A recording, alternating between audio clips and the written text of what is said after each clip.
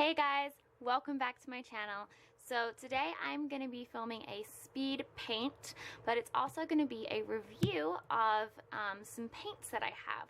But before I started, I wanted to go over, first of all, some new materials that I'm using in this painting, and also about the paints that I'm going to be reviewing. So to start off with, I'm going to talk about the new materials. So the watercolor paper that I'm going to be doing this on is the Sennelier Aquarelli watercolor paper in rough grain. It's 100% pure cotton, 140 pound, acid free, and I have the 8 1/4 inch by 5 7/8 inch size. I picked this up at Meineinger's because I really liked the way that it felt, and I am really enjoying this paper.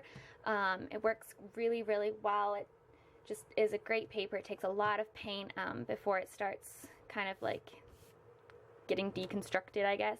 And it's a really great paper, so I like that a lot. Very good quality.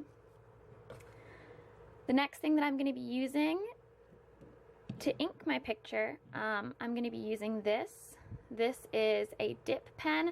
I have used dip pens throughout most of my watercoloring, but I haven't actually used them on my YouTube channel before. I've been using mostly markers, and one of the reasons I'm using this is I recently got this new pen at the Rennaissance Festival, which I'm super excited about because I normally use a rather plain pen which looks like this, and I was super excited to find a really beautiful one. I'm just using it with a basic nib that I also got from Meineinger's. It's quite small, as you can see, and has a very fine point to it, so I really like it, and it just slots in the end there. Like that. Going along with that, I'm trying out a new ink today. The ink that I usually use is the Winsor Newton India ink, which is awesome and I love it. But I picked up this Dr. P.H. Martin's Bombay Black India ink. I'm really liking it so far. It dries very quickly. It's very black. It doesn't have a sheen to it, which the Winsor Newton one does because the Winsor Newton one has shellac in it. And it doesn't bleed when I put watercolor over it.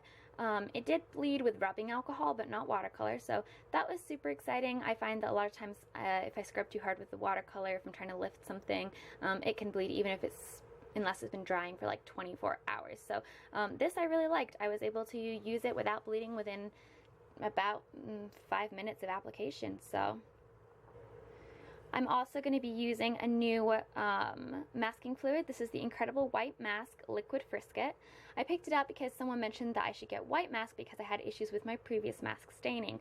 So I picked this up. I really liked it. Again, it was easy to apply. It doesn't smell as badly as my other one, and it didn't leave any staining, and it didn't tear the paper at all. So I really liked this. I thought it was awesome. Additionally, I'm going to be using this. It's the Winsor Newton Designer's Gouache in Bleed Proof White. I'm going to be using this, I got it on sale. I'm going to be using this instead of my white gel pen today to add highlights and details to the end of my picture. So I just picked this up, and it's just white gel inside, and I really like it. It gives me a lot more control. It's very opaque, and you can water it and thin it down to create a more liquid consistency. So I like that a lot. The last thing that I'm going to be using that's new, other than the paints, are these brushes. So I recently got these brushes. It was my birthday, which is why I got all these new art supplies. And these are from Meineinger's, again, and they are their Aquifer, which is their synthetic brushes, and they're very inexpensive. They ranged in price from about $2.99 to $5.99, and I really like them. I think they have a really nice finish to them. They have a really pretty brown lacquered handle. They held water pretty well, you know, for a synthetic, and they have a great snap to them, and they really keep their point well. So I'm really loving these, and they're so affordable. If you have a Meineinger's, I would highly recommend them as a great starter set. The other brush that I'm using today is this one. It's a number 6 by Escoda, and it's their Prado series, which is their synthetic series. It's a travel brush. It goes like this. I got it on sale, which was super exciting. I've been wanting an Escoda brush for a very long time because there's a lot of hype about them, and it was a very good brush. It held a lot of water well, held its shape really well, and I really enjoyed using it, and I think it's going to be a great brush to travel with. So. Alright, so on to the main event, the paints that I'm going to be using today and reviewing. So I am going to be trying out the Dan Smith paints. So these are the two paint sets that I have. I mostly use this one, but I do use this one a little bit. This you may recognize from my DIY watercolor paint palette, and this has the Dan Smith paints in it that I bought myself. Now, half of this set is a kind of a special set, I think, and it's made with minerals. So there's things like hematite, amethyst, jadeite, and they all granulate really, really beautifully. They're not quite as pigmented as the other Dan Smith paints. I do have a couple other Dan Smith paints in here that were part of a basic set. So I have phthalo blue, ultramarine, scarlet, new gamboge, etc. So these are the ones that I own. However, the primary palette that I'm going to be using is this. This is a palette that me and my mom made out of an old hard candy makeup palette. We just painted it and put Dan Smith on the top. And then this is, we took out the makeup things and we put hot glue down the center, and then we put paint in it. And my mother has all of these colors of the Dan Smith paints, and I tested them out very quickly at hers, and I really, really loved them. I loved the way they worked, and I wanted to try an actual painting with them, but didn't have a lot of time, so she let me have a little travel palette of them. So she generously gave me a little dollop of each of them, which with watercolors actually goes a really long way. So I'm super excited. This is the palette that I use for the majority of this painting, so this is the one that I'm going to be focusing on reviewing. The colors that I have in this palette are lemon yellow, new gamboge, quinacridone burnt orange, transparent brown oxide, permanent red, quinacridone rose, indigo, ultramarine, undersea green, which is literally my favorite color in the world right now, sap green, Hansa yellow medium, transparent yellow oxide, transparent red oxide, sepia, permanent alizarin crimson, carbazole violet, phthalo blue, cobalt blue, and hooker's green. I do also have green gold in here. However, the green gold is by Daler and Rowney. Still a great paint. I love the color, which is why I put it in here. My mom has it as part of her set as well. It's just a beautiful color, but the green and gold, which is this one, is not Dan Smith. It's Daler and Rowney, but the rest are all Dan Smith. So those are the colors that I have. I'll continue the review as we move on to the painting. So I hope that you enjoyed this video, and let's get started. Alright guys, so before I dive into the review, I'm going to start by letting you know a couple things about this video. First of all, I do apologize that my head gets in the way a couple of times. This is the first time I filmed a video in my new desk setup, and the camera was just a little bit higher and in a little bit of a different place, so I wasn't quite as used to the camera frame being the way that it was, but I don't think it ever really got too much in the way, and I did try to fix it later on. Also, towards the end of this video, my new tripod arrived, which is actually a clip-mounted tripod that I can clip onto my desk and then kind of point downwards, because this picture took me 3 days. And I was so excited about it that I had to use it right away. So if you notice the camera angle gets closer, that is why. It is because I got my new tripod. So those are kind of two little disclaimers about this. I'm also trying out my brand new microphone today, so you'll have to let me know what you think of the audio for the voiceover. Let me know if you think it's better. I think it's better, and I'm really excited about it. So, alright, so I'm going to get onto the review now. So the first thing I'm going to talk about is I'm on the Daniel Smith website, so I'm going to start by saying a little bit about the company and what they say on their website. So it says that they were founded in 1976 by Daniel Smith, obviously, who began manufacturing printmaking ink with good light fastness, and it grew into the company today. It says they are a leading designer and manufacturer of beautiful artist quality watercolors and oils. For the watercolors, it says that they've been formulated, produced, and packaged in Seattle. And you support a community whose passion for color and quality has fueled some of the most inventive developments in the art materials industry. So that's kind of what they say about themselves and their paints. They come in tubes. They are not pans, they are tubes. My mom has the 15 milliliter ones, which is what was squeezed into here. They re-wet very, very well. These paints were squeezed from the tube and let dry, and I had absolutely no issues re-wetting them. They worked beautifully. As far as the paints themselves, I really, really liked these paints a lot. I liked them from the first time I just started testing them, but I was really intrigued to see how they would work in an actual painting. So especially because my technique consists of a lot of very, very thin layers of paint. So sometimes if paint is too pigmented, it can actually be really hard with my technique because things tend to get muddy very quickly if things come out too pigmented. So I really wanted to see how it worked with my technique because I really like the Schmincke for my technique, but they aren't as pigmented. These are definitely the most pigmented paints I've used. I really, really loved how pigmented they were. They seemed similar to Meineinger in that way. I personally think Meineinger is a little more pigmented than Schmincke, and I thought they were phenomenal. However, they did also water down beautifully. I was able to get really nice muted colors, really nice natural colors, and I was really able to build up color if I wanted to. So I could build up color really slowly, but I could also lay it in really quickly and have it be bold if I wanted. So the background, I didn't have to use too many layers to get a really nice dark indigo color, but for the skin, I was able to use like 10, 12, 15 layers to build up the skin color and the skin tone and depth that I wanted. So that was really great. I felt like they were very, very versatile. As far as the way they worked on the paper, they dry relatively quickly. That's more of my location thing probably than anything else. I live in Colorado and it is quite dry here, but I felt like they didn't dry too quickly or too not quickly.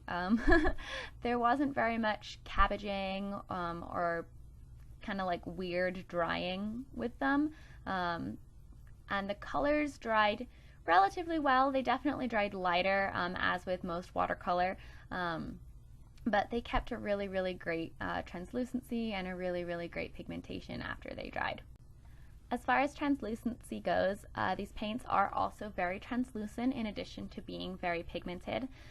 You can tell that there isn't really filler in them. They don't cover up black lines at all. It is awesome. Usually when I finish a watercolor painting, I have to go back over my black lines with ink, which I did do with this painting. But the reason that I had to go over the black lines in this painting was not because of these paints, but because of the Prismacolor colored pencil that I added at the end, as well as some gouache that I had to add at the end to correct a couple mistakes that I made. So the translucency was really, really nice. There's no filler. In addition, I felt like these paints blended really, really well. Even after they dried, it was relatively easy for me to blur out hard and harsh lines, and I really liked that. However, one thing that I did notice was I had a little bit of a hard time lifting them. Now, that could be due to this paper or due to the paint. It's probably a combination of both.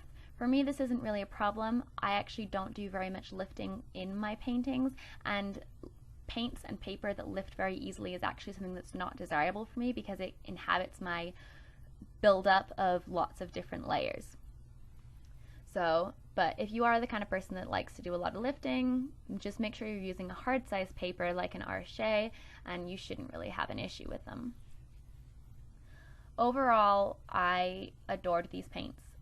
They are the first tube paints that I have used that I haven't bought in pans, and honestly, I think they are my new favorite paints. I think I like them more than Schmincke. I definitely like them more than Meineinger, which I don't own any Meineinger. I've just tried them because my mother really likes them. And I highly, highly recommend them. They are just so fantastic. They are rather pricey, but they are so, so worth it. If you're going to go out and get paints and you're going to go buy like Winsor Newton, spend the extra $2 or $3 per tube and get Daniel Smith. They're easily and readily available in America. They're made in, in Seattle. They're American-made paints, and they're just such great quality. They really, really are. I did try some M. Graham paints, just quickly. I didn't actually paint a picture with them, which I would like to. And I do think the Daniel Smith are higher quality. The M. Graham were very good, but they did have a little bit more filler in them. So personally, I think out of the American options that are readily available, I would absolutely choose Dan Smith. And I am looking forward to expanding my collection and getting some more. So that's kind of what I think about the Dan Smith paints. I hope that was helpful to you. They're pretty easy to find. I know you can get them at Meineinger's, Jerry's Autorama, online, dickblick.com, all that good stuff. So yeah. that's kind of everything about the paint. I guess I'll say a little bit about the picture before this video ends. I was experimenting with a lot of new supplies in this picture and a lot of new techniques, so that was really fun. I used Prismacolor pencil, and I actually ended up going over the Prismacolor pencil with a Copic colorless blender, as you just saw, to give it a softer look and melt it into the paper more, and it worked really well actually. Not as perfectly as I would have liked, but it worked decently well. I would like to look into getting some turpentine, as I've heard that blends Prismacolor pencil very well. I also used gouache in this picture, which is what you see me using right now. I've just bought some gouache and wanted to experiment with it, but wasn't originally planning on using it in this picture. The reason it got used in this picture was because when I was redoing my black lines right at the end, I was going through and defining black lines after I applied the white highlights, I accidentally hit a little bump in the paper and sent black waterproof permanent ink spraying all over the face of my painting. And I lifted as much as I could, but it really didn't make much of a difference, so my only real option was to cover it up, and Prismacolor pencils just didn't work very well, so I went with gouache so I could match the color a little bit better and kind of mixed it with my watercolors to create an opaque cover up. So that was kind of a bummer because her face doesn't have quite the same translucency and vibrancy as the rest of the painting, because you know, with watercolors, you know, you have that glowing kind of light, you can see the paper and stuff, but her face doesn't quite have that. It's a little bit more matte, but that's okay. I did use the gouache also to add some highlights back into her hair, and I do really like the way that looked. So, well, that's about it. I hope you enjoyed this video. Thank you so much for watching, and as always, have a great rest of your day, guys. Bye!